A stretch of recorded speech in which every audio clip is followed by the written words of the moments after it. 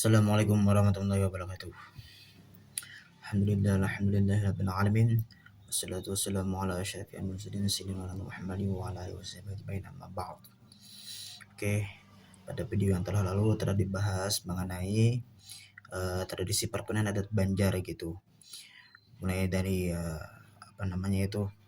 sebelum pernikahan atau pranikah, di saat pernikahannya sendiri dan pasca pernikahan atau setelah menikah ya.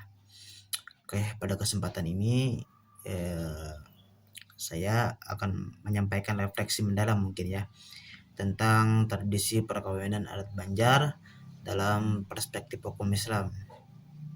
Yang mana sebenarnya tema-tema ini kontekstual ya, penting ya. Karena ya kita hidup di tengah-tengah dua saya bilang ya dua realitas gitu. Yang mana sebenarnya di satu sisi kita memiliki warisan budaya yang kaya dan bermakna, dan sebenarnya di sisi lain kita memiliki syariat Islam sebagai pedoman hidup yang harus kita pegang teguh sebenarnya. Nah, lalu muncul sebenarnya pertanyaan besar gitu. Bagaimana kita menyikapi tradisi budaya lokal kita? Apakah kiranya semuanya boleh? Apakah kiranya semuanya haram? Atau memang ada jalan tengahnya? Yang mana saya bagi menjadi tiga sebenarnya ya. Ada praktek yang selaras dan memperkuat syariat Islam atau akomodatif ya. Ada praktek yang berpotensi bertentangan dengan syariat atau kontradiktif. Atau ada praktek yang berada di zona abu-abu ya, dan memerlukan kontekstualisasi gitu, atau dialogis dinamis ya.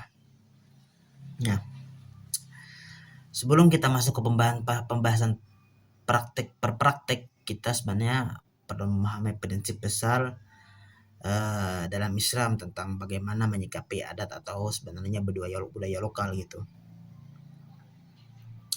Mana kita ketahui sebenarnya para ulama sebenarnya telah merumuskan beberapa kaidah fikih yang menjadi panduan kita, seperti al-adatu muhakkamah gitu. Adat kebiasaan dapat dijadikan hukum. Nah, ini artinya sebenarnya Islam tidak pernah menolak semua budaya lokal selama tidak bertentangan dengan syariat. Adat bisa diterima, bahkan mungkin bisa dijadikan hukum gitu.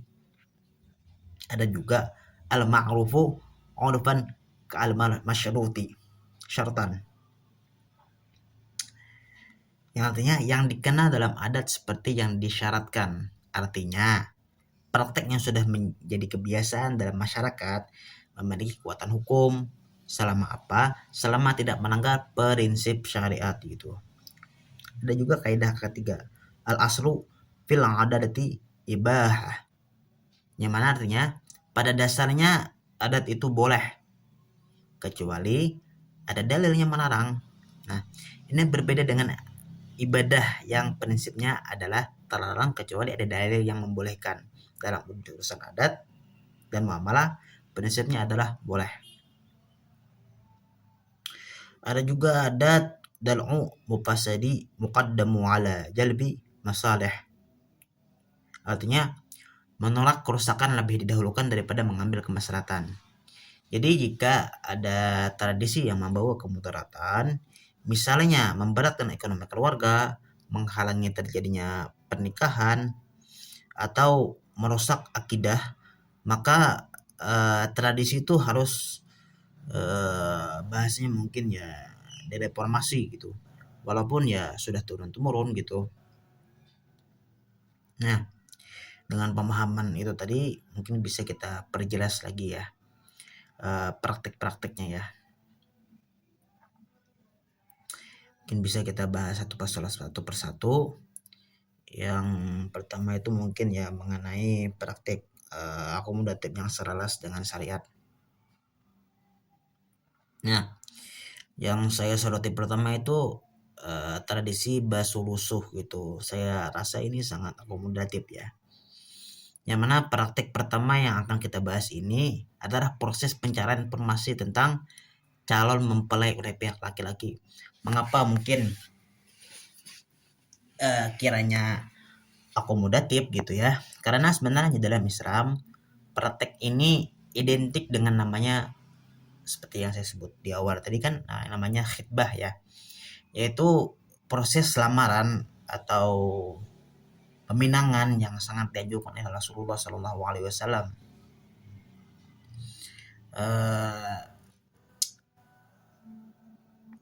Ada terdapat juga dalam surah Al-Baqarah ayat 235 yang mana menjelaskan gitu ya, potongan ayat ya. Dan janganlah kamu melamar wanita yang sudah dilamar orang lain. Ayat ini ya menunjukkan bahwasanya Islam mengakui proses peminangan sebagai tahap penting sebelum pernikahan. Nah, lebih jauh lagi Rasulullah juga kan sebenarnya memberikan sabda gitu, yang mana kata Rasulullah kan, apabila salah seorang di antara kamu meminang seorang wanita, jika mampu melihat sesuatu yang mendorongnya untuk menikahinya, maka hendaklah ia melakukannya. Nah, dalam praktik basrusuh, apa sebenarnya yang dicari? Seperti hasil riset saya kan, yang sudah saya jelaskan di video yang tadi, Tatuha Kampung atau tokoh adat akan menyelidiki beberapa aspek seperti hal-hal religiusnya gitu, apakah perempuan itu taat beragama, keturunannya, bagaimana latar belakang keluarganya, kemampuan keluarganya, bagaimana kondisi ekonominya, kecantikannya, bagaimana penampilannya, lalu bagaimana tabiat, sifat, dan perilakunya, bagaimana akhlaknya dalam kehidupan sehari-hari. Nah, saya rasa ini persis ya dengan hadis Rasulullah SAW yang mana dijelaskan bahwasanya wanita dinikahi karena 4 hal kan sebenarnya kan. Karena yang pertama tuh karena hartanya, karena keturunannya, karena ya memang kecantikannya, dan karena agamanya. Pilihlah yang beragama, niscaya engkau beruntung gitu. Nah, jadi sebenarnya praktik basrusuh ini adalah contoh sempurna ya bagaimana budaya Banjar sejalan dengan memperkuat sunnah-sunnah Rasulullah dalam proses ta'aruf dan khidbah. Dan saya rasa ini perlu dipertahankan dan bahkan mungkin ya dikembangkan gitu.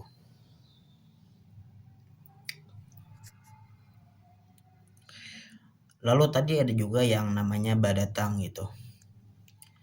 Saya rasa badatang ini bisa dikatakan juga akomodatif, yang mana tahapan ini selesai setelah basrusuh, yaitu yang mana pihak laki-laki ini akan mendatangi kediaman perempuan untuk kiranya menyampaikan niat keseriusannya. Ya, ini tahap formalisasi ya sebenarnya dari niat menikah. Dalam Islam juga kan ini penting gitu, karena Rasulullah kan pernah menjelaskan tidak sah nikah kecuali dengan wali. Jadi sejak awal keluarga sudah dilibatkan, ini sangat Islami ya. Dan ini tentunya juga saya rasa mencegah yang namanya khalwat ya, pertemuan tanpa mahram. Dan pacaran kan dalam Islam kan hukumnya dilarang gitu. Adanya ikatan resmi juga kan ini mencegah pihak lain melamar gitu. Nah, saya rasa ini praktek yang sangat baik dan perlu dipertahankan gitu. Lalu ada juga ritual bertamat Quran ya, atau khataman Al-Quran. Saya rasa ini sangat akomodatif dan menjadi favorit saya dalam melihat adat istiadat atau budaya Banjar terkait pernikahan. Mengapa kiranya? Karena ini adalah model ideal integrasi Islam dalam budaya lokal. Bertamat Quran ini adalah prosesi di mana bahwasanya calon mempelai biasanya si perempuan membaca juz 30 Al-Quran secara tartil sebagai tanda khatam, yang kemudian dilanjutkan dengan doa bersama untuk apa? Untuk keberkahan pernikahan. Dan ini saya rasa memiliki nilai-nilai positif gitu, banyak gitu. Artinya kan menunjukkan bahwa kesiapan spiritual tuh calon pengantin bukan hanya dari segi fisik materi gitu kan, tapi juga dari segi spiritual keagamisan si calon pengantin ini. Dan tentu dengan adanya ritual itu kan artinya kan sebenarnya dalam membangun rumah tangga ini atas dasar Al-Quran sebagai pondasi terkuat gitu. Dan yang mana kita ketahui bahwa Al-Madrasatul Ula anak-anak ini adalah ibunya sebenarnya. Dan ini ibaratnya kan sebagai modal seorang ibu atau si istri tadi untuk menjadi seorang istri atau ibunda yang solehah gitu ya. Dan tentunya setelah selesai itu kan memang dibarengi dengan doa ya, doa bersama. Untuk apa sebenarnya? Untuk keberkahan. Jadi sebenarnya praktek ini saya rasa harus dipertahankan, bahkan mungkin dikembangkan. Dan saya rasa tidak menutup kemungkinan adanya kan variasi gitu, adanya semacam apa ya bahasanya gitu ya. Jadi sebenarnya bukan hanya perempuan ya, tapi laki-laki juga kan sebenarnya itu kan melakukan khataman gitu, tidak hanya perempuan gitu. Tambah mungkin dengan adanya kajian tafsir ayat-ayat pernikahan gitu, dan itu kan sebenarnya kan bagus ya kan, mantap gitu. Lalu tahap selanjutnya yang saya rasa memang tidak bisa dinafikan kan akad nikahnya. Saya rasa itu sesuai dengan sesuai dengan Islam gitu, dan statusnya kan ya bisa dikatakan ya wajib gitu ya. Akad nikah ini kan adalah inti dari perkawinan Islam yang tidak bisa tawar menawar kan. Kata firman Tuhan kan, maka nikahilah wanita-wanita lain yang kamu senangi 2, 3 atau 4 gitu kan. Yang tidak mampu maka cukuplah 1 ya. Dan kalau saya riset ya memang ya sudah mencukupi gitu kan, memang sudah sesuai rukun-rukun nikahnya. Ada si calon suami, ada calon istri, ada wali nikah, ada 2 saksi laki-laki, ada apa namanya tuh sigat berupa ijab kabul yang jelas, dan mahar mas kawinnya. Nah, alhamdulillah dalam praktik perkawinan Banjar, akad nikah ini dilaksanakan sesuai dengan syariat. Ya kan? Dipimpin oleh penghulu, ada wali nikah dari pihak perempuannya, ada 2 saksi yang hadir, ada mahar yang disebutkan, ada sigat ijab kabulnya yang diucapkan secara jelas dan terang gitu. Dan saya rasa ini kan tidak bisa diganggu gugat gitu ya. Lalu ada juga yang namanya bapingit gitu, atau ya menjaga kesucian gitu. Saya rasa ini akomodatif saja juga. Kan yang namanya bapingit ini kan larangan bagi kedua calon mempelai untuk bertemu sebelum acaranya resepsi, atau dalam bahasa Banjar ya batatai gitu ya. Larangan untuk keluar rumah atau menjarang hari pernikahan tuh. Mengapa mungkin kiranya ini baik? Karena ya prinsipnya adalah menjaga kesucian kan, dan kehormatan pernikahan itu sendiri kan. Ini saya rasa jalan dengan prinsip-prinsip Islam yang mana menjaga dari fitnah gitu, menjaga kehormatan kedua mempelai gitu kan, menghormati sakralitas pernikahan gitu. Kan hal-hal ini kan mencegah hal-hal yang tidak tidak diinginkan gitu. Dalam Islam kan firman Tuhan kan sebenarnya kan menjaga kehormatan adalah hal yang penting gitu kan. Seperti dalam surah An-Nur ayat 30, katakanlah kepada orang laki-laki yang beriman, hendaklah mereka menahan pandangannya dan memelihara kemaluannya. Jadi saya rasa alhamdulillah bagian ini adalah bagian akomodatif. Kita melihat bahwasanya banyak sekali praktik dalam tradisi Banjar yang selaras dengan syariat. Ini saya rasa ya menunjukkan bahwasanya nenek moyang kita adalah orang-orang yang cerdas gitu dalam mengintegrasikan ya Islam dan budaya. Jadi sebenarnya kita tidak perlu anti terhadap tradisi, yang perlu kita lakukan adalah memilih gitu, mana yang baik dan mana yang perlu diperbaiki. Oke. Tadi kontradiktif, sekarang kita akan memasuki ke bagian yang lebih kritis, yaitu praktik yang berpotensi kontradiktif gitu. Oke, sekarang kita memasuki ke bagian yang saya rasa bisa sensitif namun sangat penting untuk dibahas bagi kita ya. Ini adalah saya rasa ujian kejujuran intelektual lah kepada kita sebagai seorang mahasiswa, sebagai seorang yang bisa berpikir kritis gitu ya, bagaimana melihat ke depannya gitu. Apakah kiranya mungkin kita berani gitu mengkritisi tradisi kita sendiri demi kebenaran syariat kita sendiri juga. Coba kita lihat ya. Yang saya kritisi pertama itu yang mungkin bisa berpotensi kontradiktif itu ada yang namanya babilangan gitu, atau perhitungan jodoh dan hari baik. Ini sebenarnya kan adalah praktek yang saya rasa ya yang paling problematik dalam tradisi perkawinan Banjar dari perspektif tauhid, keimanan kepada Allah. Apa itu babilangan? Yang seperti sudah saya jelaskan tadi kan, yaitu menghitung nama-nama calon mempelai dalam huruf Arab, menghitung titik dalam huruf tersebut, terus juga menemukan tuh kecocokan gitu antara kedua calon gitu. Juga kan sebenarnya ini menentukan hari baik pelaksanaan pernikahan, dan bahkan dikatakan Tatuha Kampung ini memiliki ilmu kebatinan gitu, yang katanya tadi ya mampu melihat masa depan gitu. Saya rasa sebagai mahasiswa kita perlu tegas gitu mengatakan bahwasanya ini adalah praktek yang ya bisa dibilang bermasalah dan dari perspektif akidah Islam. Dan kiranya mengapa dalam surah 6 ayat 65, katakanlah tidak ada yang mengetahui apa yang tersembunyi di langit dan bumi kecuali Allah. 6 ayat 59 juga dijelaskan, dan pada sisi Allah kunci-kunci yang semua yang gaib, tidak ada yang mengetahui kecuali Dia sendiri. Nah, jadi masa depan adalah hal yang gaib kan, seperti yang kita ketahui sebenarnya kan. Dan hanya Allah yang tahu tentang yang gaib.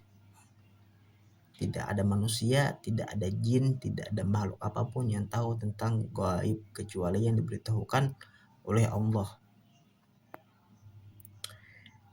Kecuali ya juga ya Rasulullah kan, itu sudah hal yang berbeda gitu kan. Rasulullah kan disampaikan dari Tuhan itu sendiri kan juga. Dalam sabdanya juga Rasulullah kan menyatakan bahwa barang siapa yang mendatangi dukun atau peramal lalu membenarkan apa yang dikatakannya, maka ia telah kafir terhadap apa yang diturunkan kepada Muhammad gitu. Dan ini saya rasa bukan main-main ya, ini menyangkut iman kita, maka kita perlu perbaiki, kita perlu kritisi lagi ya. Akan tetapi para ulama membagi menjadi 3 kategori ya dalam kategorisasi hukum babilangan gitu ya. Jika diyakini, yang pertama ya, jika diyakini pasti kebenarannya, ini adalah saya bilang ya syirik besar kalau daripada Islam. Bahasa kasarnya ya sebenarnya naudzubillah min dzalik gitu ya. Lalu yang kedua, jika dianggap sebagai pertimbangan tanpa keyakinan penuh, maka hukumnya makruh hingga mungkin ya bisa mendekati haram ya. Yang ketiga, jika hanya tradisi tanpa diyakini sama sekali, perlu dikaji untuk apa dilakukan, jika tidak diyakini sebenarnya kan gitu ya. Ya mungkin kita perlu ya secara tegas ya dalam hal menghadapi gitu ya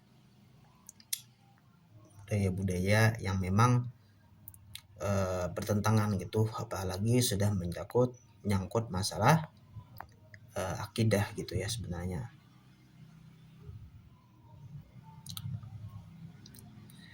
Lalu kiranya apa alternatif daripada bab bilangan ini sendiri, Islam kan sebenarnya kan memberikan solusi gitu, solusi sempurna.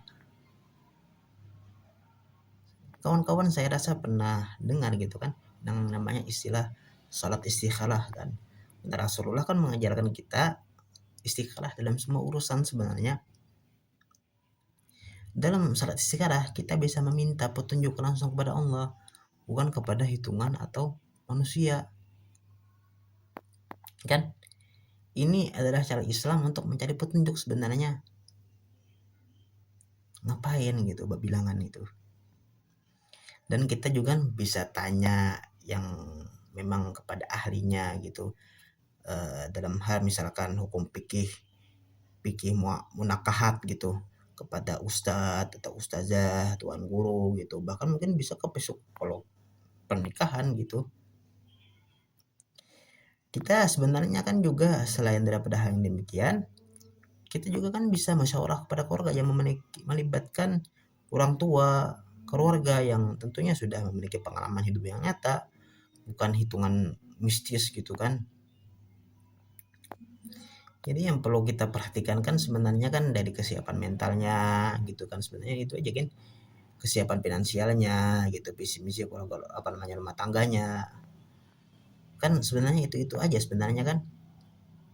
Jadi sebenarnya dengan penuh hormat ya, saya sendiri merupakan orang Banjar asli ya, pada tradisi leluhur, namun dengan tanggung jawab kepada kebenaran syariat, saya harus menyimpulkan bahwasanya bilangan harus ditinggalkan dan diganti dengan metode yang lebih Islam ini. Ini bukan berarti kita tidak menghargai gitu atau tidak menghormati leluhur. Justru kita menghormati mereka. Dengan apa sebenarnya? Dengan memperbaiki apa yang keliru. Sebagaimana Nabi Ibrahim alaihissalam memperbaiki kesalahan ayahnya dalam beribadah kan. Nah gitu. Oke, kita lanjut gitu ke jujuran uang adat yang aspeknya kadang yang berlebihan gitu. Saya bisa bilang ini statusnya bisa dialogis dengan ya kecenderungan kontradiktif ya. Mungkin sekarang kita bahas tentang kejujuran. Apa namanya jujuran tadi ya? Yaitu jujuran ini adalah sejumlah uang yang diberikan oleh pihak laki-laki kepada pihak perempuan untuk apa? Untuk membiayai pesta pernikahan dan kebutuhan rumah tangga awal. Pertama, saya perlu klarifikasi dulu, jujuran ini sendiri tidak haram hukumnya kan, yang kita ketahui kan. Konsepnya adalah hadiah dari pihak laki-laki kepada pihak perempuan gitu. Dalam Islam, memberi hadiah adalah hal yang sangat dianjurkan. Rasulullah kan menganjurkan kan, kata Rasulullah kan, saling memberi hadiahlah kalian gitu. Niscaya kalian akan saling mencintai gitu. Akan tetapi gitu, yang menjadi masalah adalah praktek yang berlebihan gitu. Kalau kita lihat di lapangan kan, jujuran ini kadang dimulai dari jutaan rupiah, puluhan juta rupiah. Kalau sekarang bahkan mungkin sampai mencapai ratusan juta rupiah gitu. Yang kadang menentukan besar jujuran ini kan kita lihat kan jumlah pasar di daerah gitu seberapa gitu, di Kandangan, di Amuntai, di Banjarmasin apalagi gitu, dari latar belakang keluarganya, status ekonominya gitu kan, dari status sosial, bahkan tingkat pendidikan dan keahliannya juga kan menentukan gitu kan. Iya gitu. Tapi saya rasa ini ada sedikit problematik kan. Mengapa? Pertama, dalil tentang kemudahan dalam pernikahan itu seperti yang dijelaskan dalam surah Al-Baqarah ayat 185. Allah kan sebenarnya menghendaki kemudahan bagi kita kan, tidak ada menghendaki kesukaran bagi kita. Rasulullah kan sebenarnya menjelaskan juga kan, sebaik-baik mahal adalah yang paling mudah dan ringan. Nah, wanita yang paling besar berkahnya adalah yang paling ringan biaya pernikahannya kan.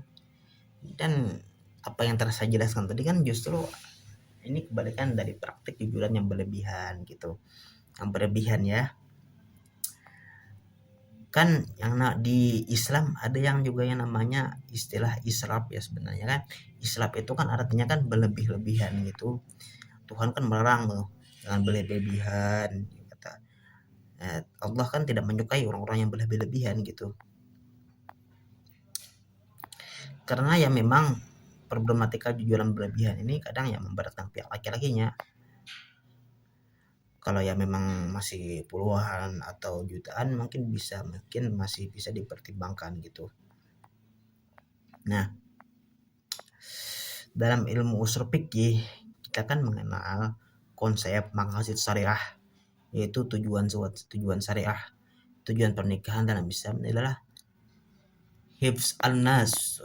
Untuk apa? Untuk menjaga keturunan generasi umat gitu. Hifz al-din gitu, menjaga agama, menjaga daripada perzinaan, dan supaya juga sakinah mawaddah warahmah gitu, ketenangan, cinta, dan kasih sayang gitu. Lalu misalnya timbul pertanyaan nih, apakah jujuran yang berlebihan membantu mencapai tujuan ini? Saya rasa tidak ya, bahkan mungkin menghalangi gitu. Ketika jujuran terlalu tinggi, pernikahan ya dari pihak laki-laki kadang ya tertunda gitu karena ya mau mengumpulkan uang gitu. Jadinya kan hifz al-din dan hifz al-nasnya terganggu. Pemuda saleh misalkan tidak bisa menikah karena potensi zina meningkat gitu. Fokus juga kan sebenarnya kan fokusnya sebenarnya ke sakinah mawaddah warahmah jadi kan perlu diperhatikan gitu. Kalau kita fokus ke jujuran tuh kan kadang terabaikan hal-hal yang seperti itu. Kayak fikih kan sebenarnya mengatakan juga menolak kerusakan lebih didahulukan daripada mengambil kemaslahatan. Nah, jika jujuran menghalangi tujuan pernikahan, maka praktek itu bertentangan dengan maqasid syariah. Lalu gimana mungkin solusi tengah gitu.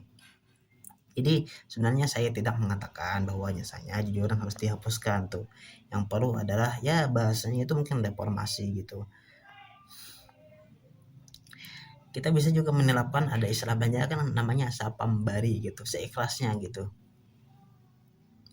Yaitu pihak perempuan mengikhlaskan berapapun jujuran yang akan diberikan gitu. Ini saya rasa solusi Islami gitu. Pihak perempuan tidak mematok angka tinggi, tetapi menerima dengan ikhlas sesuai dengan kemampuan pihak laki-lakinya. Jujuran ini kan bukannya prestasi kan sebenarnya juga kan, bukan kompetisi kan, tapi sesuai dengan realitas ekonomi dari pihak laki-laki kan. Dalam tahap bapak payuan tadi kan atau perundingan gitu, kedua belah pihak bermusyawarah dengan apa, dengan memang mungkin ya saling memahami kondisi, tidak memaksa gitu, tidak membebani pihak lain gitu, dan mungkin juga tidak mengurangi harga martabat dari seorang wanita. Dan yang perlu ini adalah fokus ke substansinya, bukan materinya gitu kan. Lalu sebenarnya dapat kita simpulkan gitu tentang jujuran ini.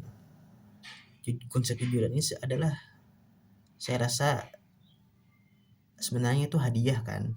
Kalau hadiah ya boleh dan baik gitu.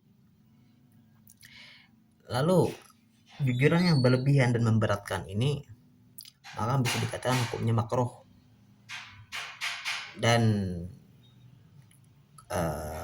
bisa dikatakan haram jika menghalangi pernikahan gitu.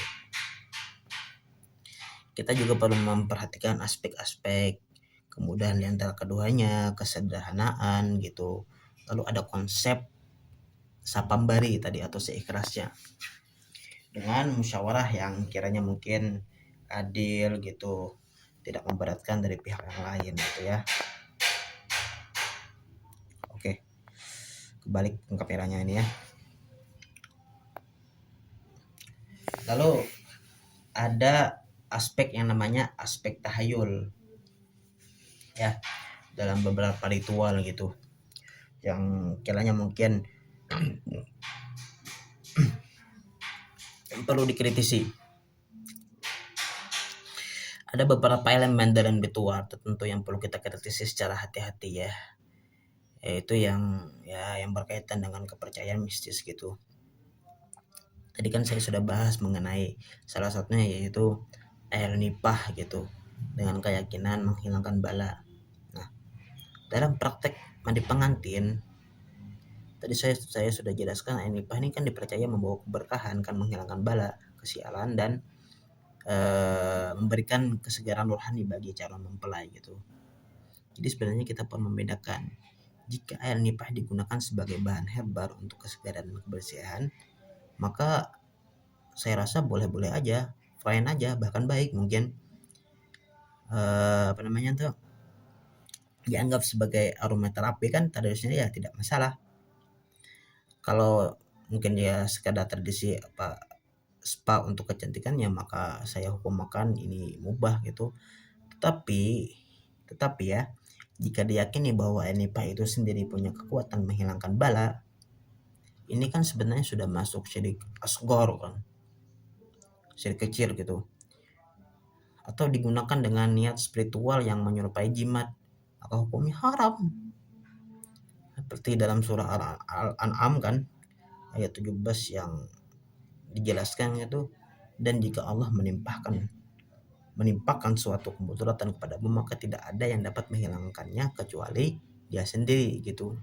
Rasulullah pun juga sudah menjelaskan gitu. Jadi barang siapa yang menggantungkan sesuatu kepada semacam jimat tadi kan, maka ia diserahkan kepada jimat itu.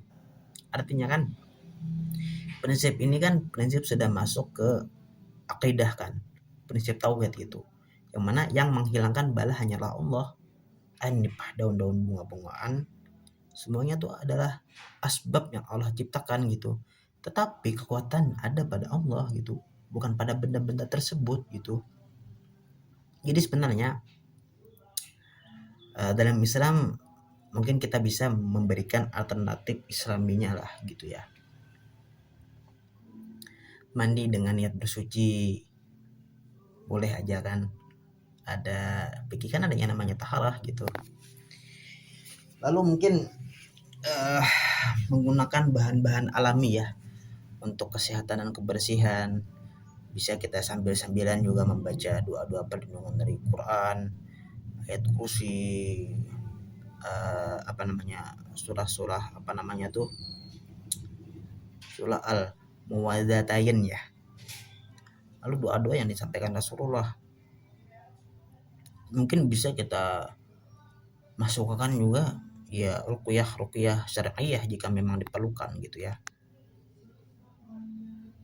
Lalu aspek yang saya soroti lagi itu mengenai tatuha kampung yang memiliki ilmu kebatinan melihat masa depan gitu. Tadi kan saya sudah jelaskan gitu mengenai ilmu kebatinan yang katanya dimiliki tatuha kampung yang mampu melihat masa depan dari hal yang telah direncanakan ini. Ini sebenarnya adalah pernyataan yang sangat bermasalah secara akidah. Mengapa? Pertama, melihat masa depan adalah hak prerogatifnya Allah kan sebenarnya kan, gitu kan. Dalam firman-Nya Quran surah Luqman gitu kan dijelaskan gitu, hanya pada sisi Allah sajalah pengetahuan tentang hari kiamat kan, dan dialah yang menurunkan hujan gitu, mengetahui apa yang dalam rahim, dan tiada seorang pun yang dapat mengetahui dengan pasti dan yang akan diusahakannya besok, dan tiada seorang pun yang dapat mengetahui di bumi mana dia akan mati. Artinya kan 5 perkara gaib yang hanya Allah tahu itu kan, kapan kiamat, kapan turun hujan, apa yang ada dalam air, apa yang akan terjadi besok, di mana seorang akan mati ya tadi ya.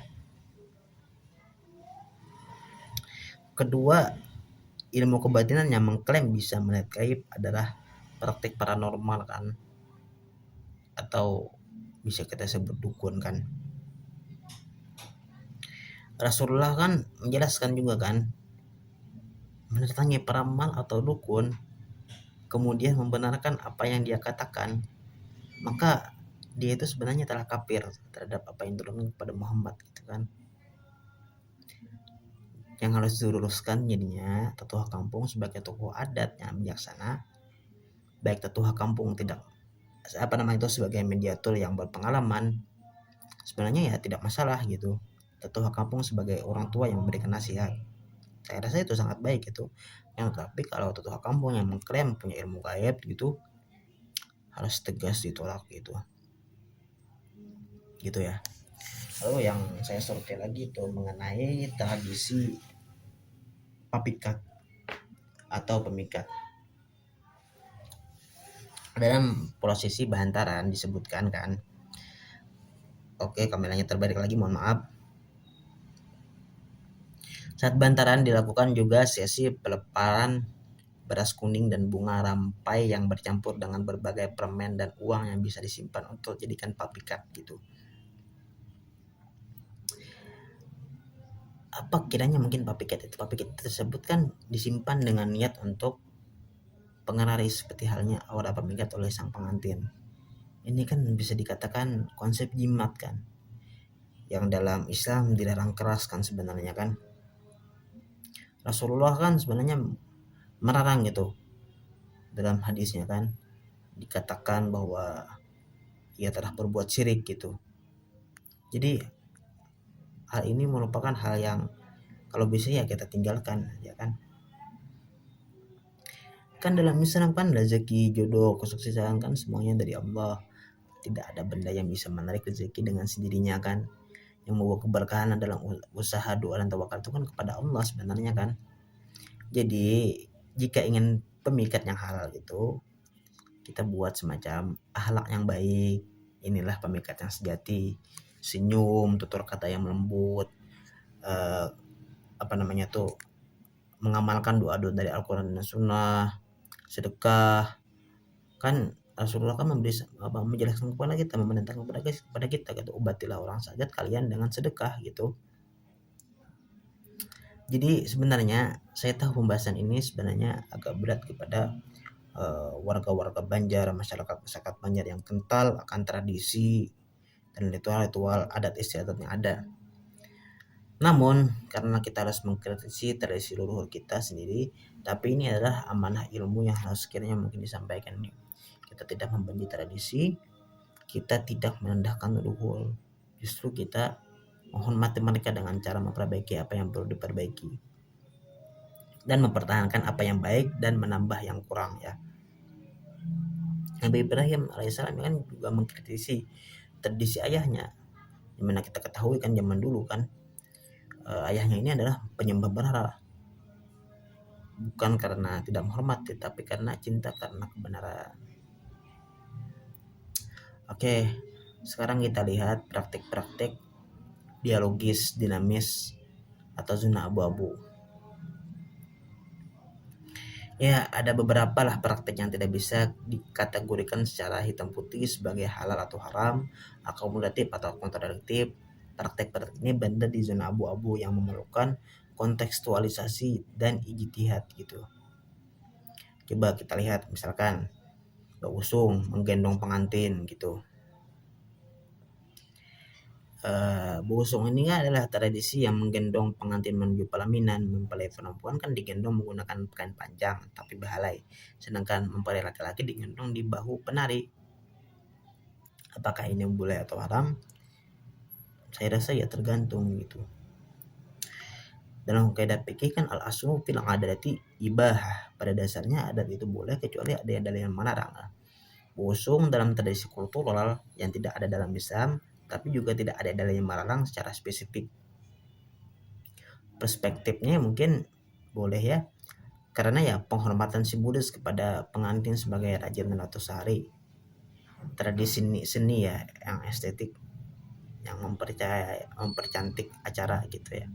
Dan poin utama ya saya rasa ya tidak ada unsur syirik atau kepercayaan mistis ya. Lalu ada juga perlu hati-hati dalam hal melihat juga. Jika kiranya menimbulkan israf atau pemborosan biaya yang berlebihan, kiranya mungkin tidak usahlah. Jika ada unsur tabarus, perempuan berhias berlebihan dan terbuka auratnya di depan mahramnya, maka lebih baik ditinggalkan. Jika menimbulkan ikhtilat ya, campur bau laki-laki perempuan tanpa batas dan adab, maka ditinggalkan.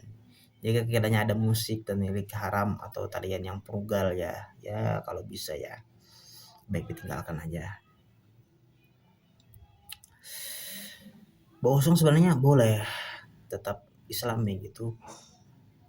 Asalkan mungkin pengantin perempuannya menutup aurat dengan sempurna, tidak ada tarian punggal-tunggalakan yang tidak senonoh gitu, tidak berlebih-lebihan atau sesuai kemampuan gitu. tidak ada mungkin ya, yang penting ini kan tidak ada kepercayaan mistis bahwa bohosung membawa keberkahan tertentu gitu kan. Jadi saya rasa bohosung itu bisa dikatakan mubah ya, dengan syarat menjaga adab Islam dan tidak berlebih-lebihan gitu. Terus sih bohosung sebenarnya oke, mantap, kebalik lagi. Tradisi busung sebenarnya hanya untuk keturunan tertentu yang pernah melakukan busung kan. Tapi sekarang sudah umum dilakukan karena menambah kemeriahan dan biaya terlebih terjangkau gitu. Kalau di tempat saya ya adalah masih gitu ya. Ini menunjukkan bahwasanya busung adalah tradisi fleksibel yang bukan kewajiban. Jika tidak busung tidak apa-apa, jika busung dengan adat Islam ya silahkan aja. Lalu ada yang namanya bahantaran, itu sesalahan. Saya bisa katakan ini dialogis gitu. Jadi bahantaran ini adalah kan acara penyerahan sesalahan dari pihak laki-laki kepada pihak perempuan, baik berupa uang, barang-barang kebutuhan dan sebagainya. Apakah boleh gitu ya? Apakah boleh gitu? Saya rasa ini boleh, mungkin bahkan dianjurkan dalam Islam sebagai bentuk hadiah kan. Rasulullah kan sudah pernah menjelaskan itu, saling memberilah hadiah kalian, saya kalian akan saling mencintai kan. Artinya kan hal ini kan bisa melihat bahwasanya hal ini bisa menjadi bahan untuk mempererat hubungan keluarga, mungkin bentuk perhatian lebih kepada si calon istri gitu, atau mungkin menunjukkan keseriusan pihak laki-laki gitu. Namun kiranya perlu diperhatikan juga ya, jangan berlebihan hingga memberatkan pihak laki-laki lah. Mungkin juga jangan dijadikan syarat wajib dalam menghalangi pernikahan gitu.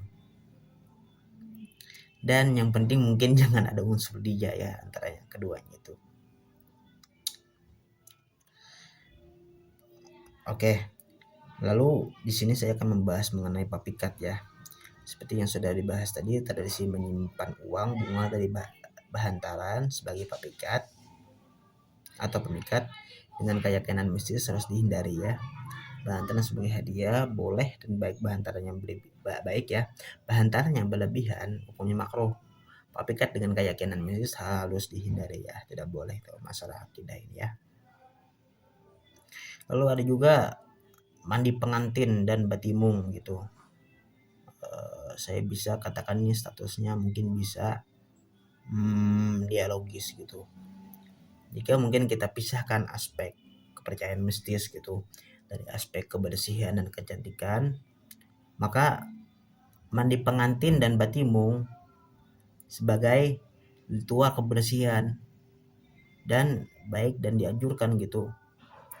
Kan batimung itu kan semacam spa tradisional kan, untuk kesehatan kan bagus kan, dinyatakan boleh juga kan sebagai terapi herbal gitu, menjaga apa namanya tadi, kesehatan gitu.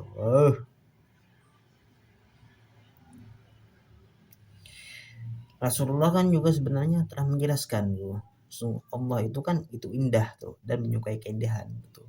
Jadi Islam sangat menganjurkan kebersihan, bahkan Rasulullah SAW menyukai wewangian gitu. Nah, batimung sebagai sauna tradisional kan dengan ramuan herbal, lengkuas, serai dan bunga-bunga, ini adalah kearifan lokal yang baik untuk kesehatan dan kecantikan gitu. Dengan syarat ya mungkin ya, tapi Islami kita pupukkan niat untuk bersuci dan bersih, bukan karena kepercayaan mistis. Tidak ada ritual yang menyerupai sesajen atau persembahan gitu. Dan kita perlu yakini juga bahwa air ramuan punya kekuatan sendiri itu.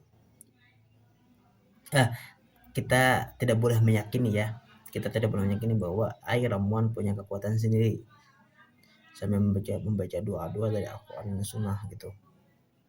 Jadi sebagai tradisi kebersihan dan kecantikan, saya katakan ya baik dan boleh. Jika ada unsur kepercayaan mistis maka harus dibersihkan gitu, ditinggalkan gitu ya. Itu harus dihindari ya. Kita ubah niat kita. Lalu ada juga yang namanya sujud bailangan silaturahmi. Saya rasa itu bisa dikatakan akomodatif. Bailangan atau yang juga disebut sujud ini kan adalah tradisi silaturahmi pengantin baru ke keluarga masing-masing untuk saling mengenal gitu. Apakah ini baik? Ya saya rasa sangat baik gitu, bahkan sangat islami kan. Kan Rasulullah kan menjelaskan itu, barang siapa ingin dilapangkan rezekinya dan dipanjangkan umurnya maka hendaklah ia menyambung silaturahmi gitu. Jadi silaturahmi ini kan membawa keberkahan gitu, panjang umur gitu, keharmonisan keluarga gitu. Dengan catatan penting tentang nama sujud ini ya kadang lumayan kan. Sujud ini saya kiranya mungkin memberi catatan penting, nama sujud ini bisa bahasanya tuh yang sliding gitu. Karena dalam Islam sujud hanya kepada Allah gitu. Sujud kepada selain Allah kan hukumnya syirik besar gitu. Jadi setelah saya pelajari kan, setelah saya baca riset gitu, secara sesama sujud dalam tradisi Banjar bukan sujud di tanah, tapi menempelkan dahi ke tanah, tapi lebih kepada kunjungan hormat atau silaturahmi aja gitu. Jadi tadi sudah dibahas ya praktek-praktek, bahas panjang mengenai praktek perkawinan Banjar dari 3 kategori, akomodatif, kontradiktif, dan dialogis gitu. Jadi sebenarnya perlu kita perhatikan gitu sebagai refleksi juga kan. Dalam ilmu usul fikih para ulama kan membagi adat kan menjadi 2. Sahih atau adat yang sah yang baik, cirinya itu tidak bertentangan dengan dalil syariat ataupun hadis, tidak menghalalkan yang haram, tidak membatalkan yang wajib, dan membawa memang kemaslahatan kebaikan gitu. Nah ada juga fasid atau adat yang rusak gitu, jadinya ya bertentangan dengan nas, menghalalkan yang haram, membatalkan kewajiban, dan bawa kemudaratan gitu. Kiranya mungkin tugas kita inilah mempertahankan yang sahih dan mereformasi atau meninggalkan yang fasid atau yang buruk tadi ya. Ya itu tadi yang sudah saya jelaskan ya panjang lebar mengenai praktek-praktek atau ritual perkawinan pranikah, di saat nikah, dan apa namanya tadi pasca pernikahan gitu. Sebagai penutup, saya mungkin akan memberikan kerangka berpikir yang bisa kita gunakan ketika menghadapi tradisi budaya apapun. Nah, tanyakan apa pertanyaan ini mungkin. Apakah praktek ini mendekatkan kepada Allah atau menjauhkan? Jika mendekatkan, pertahankan. Jika menjauhkan, ditinggalkan. Apakah praktek ini membawa kemaslahatan atau kemudaratan? Jika kemaslahatan, pertahankan, silahkan. Jika memang membawa kemudaratan ya kalau bisa ya tinggalkan gitu. Lalu apakah praktek ini mempermudah atau mempersulit? Kalau yang mempermudah pertahankan, mempersulit ya ditinggalkan ya atau mereformasi. Lalu apakah praktek ini memperkuat tauhid atau melemahkannya gitu. Jika memperkuat ya pertahankan, jika melemahkan ya tinggalkan gitu. Jadi ya kita tidak menjadi sebenarnya atau ekstrem kiri atau ekstrem kanan ya sebenarnya kan, tapi ya ngambil jalan tengahnya gitu, mengambil yang buruk, meninggalkan yang baik, reformasi yang bisa diperbaiki, lalu menghormati leluhur dengan cara memperbaiki kesalahan mereka gitu. Sebagai juga kan kita menjaga identitas budaya kita yang tidak bertentangan dengan syariat gitu. Ya itu tadi ya sudah kita bahas panjang lebar ya. Apapun yang sudah saya bahas tadi, saya tidak menyinggung siapapun gitu.